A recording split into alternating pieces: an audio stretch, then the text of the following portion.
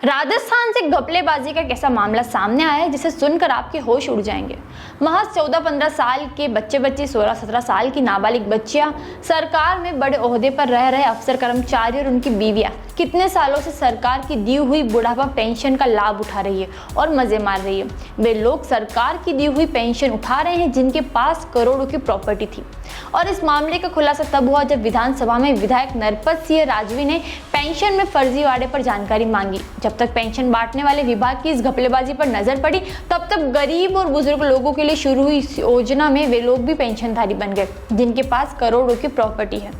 जनता की गाड़ी कमाई के टैक्स जमा होने वाले पैसों से चलने वाली कल्याणकारी योजनाओं में सरकारी अफसरों की लापरवाही के चलते इतना बड़ा नुकसान हो गया।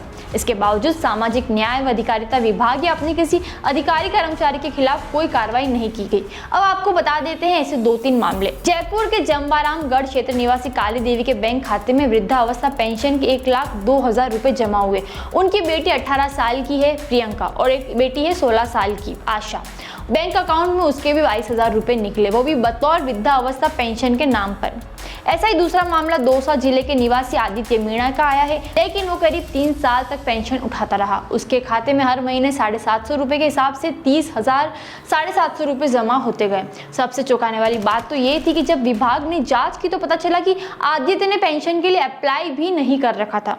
ऐसा ही एक और तीसरा मामला सामने आया जहां लसोट क्षेत्र निवासी 21 वर्षीय संतोष कुमारी के खाते में 3 साल तक पेंशन आती रही।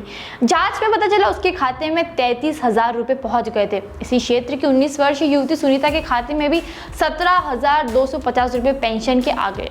वहीं जयपुर जिले के संतोष और सूरज जिनकी उम्र 13 व 15 वर्ष है, उनके खाते में भी करीब 2.5 साल तक पेंशन जमा होती रही। यह राशि करीब 30,000 रुपए की थी। ऐसे ही और भी कई सारे मामले हैं जिसमें ये घपले हुए हैं जो सरकार की दी हुई पेंशन का इस तरह इस्तेमाल कर रहे हैं। अब जानते हैं इस मामले की पूरी पकड़ कैसे हुई। दरअसल हर सरकारी योजना की समय समय पर ऑडिट होती रहती है। पेंशन योजना में भी शुरुआती ऑडिट के दौरान 1-2 खातों में ऐसी गलतियां पकड़ी गई। फिर जब बड़े स्तर पर रिकॉर्ड जांचे गए तो करीब 2,70,500 खातों में ऐसी गड़बड़ी देख सब चौंक गए। जब हिसाब लगाया गया तो आंकड़ा आया कि 4 साल में करीब 300 करोड़ की पेंशन अपात्र लोगों में बढ़ गई। वहीं सरकार को 300 करोड़ का चूल्हा लगाने वाले लोगों में सरकारी नौकरी कर रहे अफसर कर्मचारी की पत्नियां भी पीछे नहीं है। वहीं सरकारी नौकरी से अच्छी खासी पेंशन लेकर रिटायर हो चुके लोगों ने भी कई साल तक हजारों रुपए की पेंशन उठा ली है।